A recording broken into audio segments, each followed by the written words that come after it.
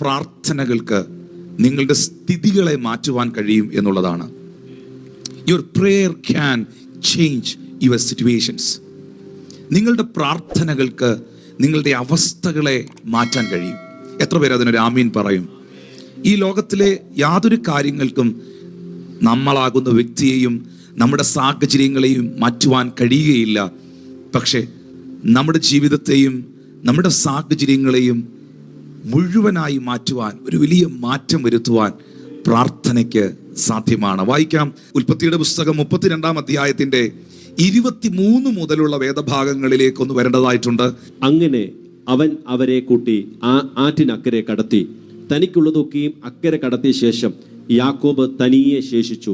അപ്പോൾ ഒരു പുരുഷൻ ഉഷസ്സാകുവോളം അവനോട് മല്ലുപിടിച്ചു. അവനെ ജയിക്കുകയില്ല എന്ന് കണ്ടപ്പോൾ അവൻ അവന്റെ തുടയുടെ തടം തൊട്ടു. ആകിയാൽ അവനോട് മല്ലുപിടിക്കുകയും യാക്കോബിന്റെ തുടയുടെ തടം ഉളുക്കിപ്പോയി. എന്നെ വിടുക, ഉഷസ് ഉദിക്കുന്നുവല്ലോ എന്ന് അവൻ പറഞ്ഞതിന്, നീ എന്നെ അനുഗ്രഹിച്ചല്ലാതെ ഞാൻ നിന്നെ വിടുകയില്ല എന്ന് അവൻ പറഞ്ഞു.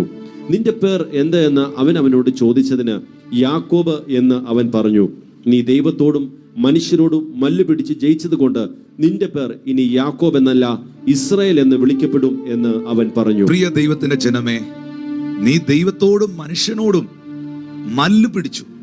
ഹല്ലേലൂയ. പ്രാർത്ഥനയിൽ യാബോക്കിന്റെ കടവിൽ ദൈവത്തോട് മല്ലു പിടിച്ചു. ശരിക്കും പറഞ്ഞാൽ ആ മല്ലു പിടിച്ചു എന്ന് എഴുതിയിരിക്കുന്നത്, ആ പദം പല ട്രാൻസ്ലേഷനുകളിലും വളരെ ശക്തമായ നിലയിൽ ആ വാക്യത്തിന്റെ 28-ാമത്തെ വാക്യത്തിൽ എഴുതിയിരിക്കുകയാണ്. ഹല്ലേലൂയ. നീ മനുഷ്യനോടും ദൈവത്തോടും മല്ലു പിടിച്ചത് കൊണ്ട്, ജയിച്ചത് കൊണ്ട് നിന്റെ പേരിന് യാക്കോബ് എന്നല്ല. അപ്പോ എന്താണ് യാബോക്കിന്റെ കടവിൽ നടന്നത്, അല്ലെങ്കിൽ യാക്കോബിന്റെ പ്രാർത്ഥന എന്ന് പറയുന്നത്?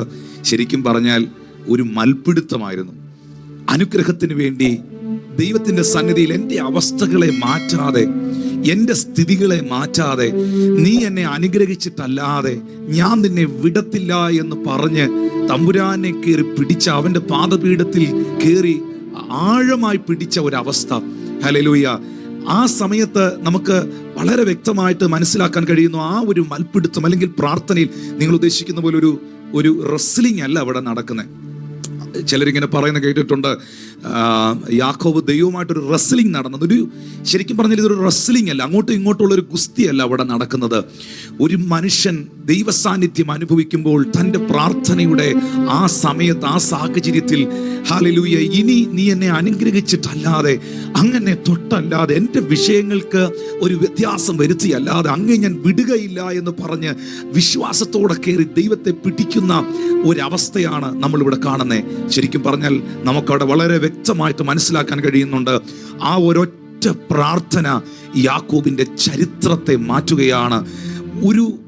ഒരു മനുഷ്യൻ, ഇങ്ങനെ പറയട്ടെ, കുറച്ചുകൂടെ നല്ലത് ഇങ്ങനെ പറയുന്നതാ, ഒരു മനുഷ്യനെ ദൈവം ഒരു രാജ്യമായി പ്രഖ്യാപിച്ചു. ഇനി നിന്റെ പേര് യാക്കോബ് എന്നല്ല, ഇനി നിന്റെ പേര് ഇസ്രായേൽ എന്നാണ്. ഒരു മനുഷ്യൻ, തിങ്ക് അബൌട്ട് ദാറ്റ്. നമുക്കിത് കേൾക്കുമ്പോൾ നമുക്ക് ചിന്തിക്കാൻ പോലും പറ്റുകയില്ല. നമ്മളൊക്കെ ഇമാജിൻ ചെയ്യുന്നതിനൊക്കെ ഒരു പരിധിയുണ്ട്.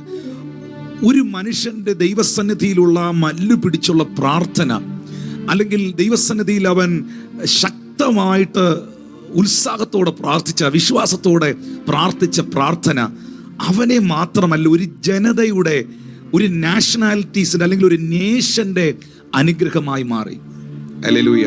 ഇന്ന് ഈ സന്ദേശം കേൾക്കുന്ന നിങ്ങളോട് പറയട്ടെ, നിങ്ങളുടെ പ്രാർത്ഥന നിങ്ങളെ മാത്രമല്ല തൊടുന്നത്, നിങ്ങളുടെ പ്രാർത്ഥന നിങ്ങളുടെ ദേശങ്ങളെ തൊടും. നിങ്ങൾ നിമിത്തം നിങ്ങളുടെ ദേശങ്ങളിൽ വ്യത്യാസങ്ങളെ ദൈവം അയക്കും.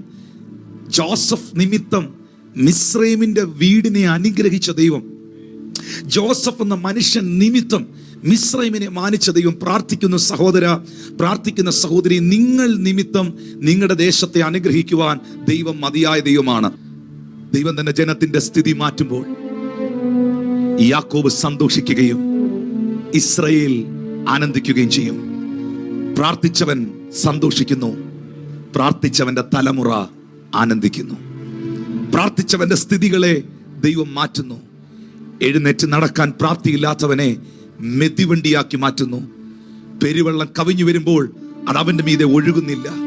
തീയിലൂടെ നടക്കുമ്പോൾ അവന്റെ കാല് വെന്തു പോകുന്നില്ല. നമ്മൾ ഈ വചനങ്ങളെല്ലാം വായിച്ച് സന്തോഷിക്കുകയും നമ്മൾ വാഗ്ദത്ത പ്രോമിസ് വേർഡുകളായിട്ട് ആൾക്കാർക്ക് അയച്ചു കൊടുക്കുകയൊക്കെ ചെയ്യും. പക്ഷേ ആരുടെ മേളിലാണ് പെരുവെള്ളം കവിഞ്ഞൊഴുകാത്തത്? ആരുടെ കാലാണ് തീയിൽ വെന്തുപോകാത്തത്? ആരാണ് ഒരു മെതിവണ്ടിയായി തീരുന്നത്? ആരാണ് ഇസ്രായേലിന്റെ യഹോവയിൽ ഘോഷിച്ച് ഉല്ലസിച്ച് പുകഴുന്നത്? ആരോട് പോരാടുന്നവരാണ് ഇല്ലാതെയാകുന്നത്? ആരോട് യുദ്ധം ചെയ്യുന്നവരാണ് നാസ്തിത്വം ഇല്ലായ്മയുമാകുന്നത്? ആരെ നോക്കിയാണ് ദൈവം ഭയപ്പെടേണ്ട, ഞാൻ നിന്നോട് കൂടെയുണ്ട്, ഞാൻ നിന്നെ ശക്തീകരിക്കും, ഞാൻ നിന്നെ സഹായിക്കും, എൻ്റെ നീതിയുള്ള വലം കൈ കൊണ്ട് നിന്നെ താങ്ങുമെന്ന് പറഞ്ഞത് ആരോടാണ്? പ്രാർത്ഥനയിൽ മല്ലു പിടിച്ചവനോട്, പ്രാർത്ഥനയിൽ ദൈവസന്നിധിയിൽ പോരാടിയവനോട്. ഈ വാക്യങ്ങളൊക്കെ വായിക്കുമ്പോൾ ഞാൻ നിങ്ങളോട് പ്രസംഗിച്ച ഈ വചനഭാഗം മറന്നു പോകല്ലേ പ്രിയപ്പെട്ടവരെ. നമ്മൾ വെറുതെ ഇതൊക്കെ എടുത്ത് വായിക്കുകയും ചുമ്മാതെ ഇതൊക്കെ ആൾക്കാർക്ക് അയച്ചു കൊടുക്കുകയും യെസ് ആമീൻ ഗ്ലോറി എന്നൊക്കെ പറഞ്ഞ് അതിന് മറുപടി അയക്കുകയൊക്കെ ചെയ്യുമ്പം ഭയപ്പെടേണ്ട, ഞാൻ നിന്റെ കൂടെയുണ്ട്, ഭ്രമിച്ചു നോക്കേണ്ട, ഞാൻ നിന്റെ ദൈവമാണ്, ഞാൻ നിന്നെ ശക്തീകരിക്കും, ഞാൻ നിന്നെ സഹായിക്കും, എൻ്റെ നീതിയുള്ള വലം കൈ കൊണ്ട് ഞാൻ നിന്നെ താങ്ങും, നിന്നോട് പോരാടുന്നവർ പരാജയപ്പെട്ടു പോകും, ഒരു ശക്തികൾക്ക് നിന്റെ മുമ്പിൽ നിവർന്നു നിൽക്കാൻ പറ്റുകയില്ല. ഹല്ലേലൂയ. നീ ഇസ്രായേലിന്റെ പരിശുദ്ധനിൽ പുകഴും, നിന്നെ ഞാൻ മെതിവണ്ടിയാക്കും, നീ പർവ്വതങ്ങളെ പൊട്ടിക്കും, കുന്നുകളെ പൊടിക്കും എന്നൊക്കെ പറയുമ്പം പ്രാർത്ഥിക്കുന്നവന്റെ ഉള്ളം സന്തോഷിക്കട്ടെ. കാരണം അത് ദൈവസന്നിധിയിൽ അവരവരുടെ പ്രാർത്ഥനാ മുറിയിൽ മല്ലു പിടിക്കുന്നവരോടും ദൈവസാന്നിധ്യത്തിൽ ഇരിക്കുന്നവരോടും പ്രാർത്ഥനാ ജീവിതമുള്ളവരോടുമുള്ള സന്ദേശമാണ്. ദൈവം തൻ്റെ ജനത്തിന്റെ സ്ഥിതി മാറ്റുമ്പോൾ യാക്കോബ് സന്തോഷിക്കും. ഇന്ന് ഈ സർവീസ് കാണുന്ന നിങ്ങൾ ദൈവത്തിന്റെ മക്കളാണെന്നുള്ള ഉറപ്പ് നിങ്ങൾക്കുണ്ടോ? നിങ്ങൾ പ്രാർത്ഥിക്കുന്ന ഒരു ദൈവ പൈതലാണോ? കുഞ്ഞെ, ഇന്ന് നിന്റെ സാഹചര്യങ്ങൾ വളരെ മോശമായേക്കാം, ഇന്ന് നിന്റെ സ്ഥിതികൾ വളരെ ബുദ്ധിമുട്ടിലായേക്കാം. പക്ഷെ ദൈവം നിന്നോട് പറയുന്നു, അവന് നിന്റെ സ്ഥിതികളെ മാറ്റാൻ കഴിയും, അവന് ദേശത്തിന്റെ സ്ഥിതികളെ മാറ്റാൻ കഴിയും. പ്രാർത്ഥനയ്ക്ക് ഏതൊരു വ്യക്തിയുടെയും അവസ്ഥകളെ മാറ്റാൻ കഴിയും. യാക്കോബ് എന്ന് പറയുന്ന ഒരു പരാജിതനായ മനുഷ്യനെ ഇസ്രായേലാക്കി തീർക്കുവാൻ, ഒരു പരാജയപ്പെട്ട മനുഷ്യനെ ഒരു രാജ്യമാക്കി മാറ്റുവാൻ ദൈവത്തിന് കഴിഞ്ഞെങ്കിൽ നിന്റെ പ്രാർത്ഥനകൾക്ക് നിന്റെ സ്ഥിതികളെ മാറ്റാൻ കഴിയും.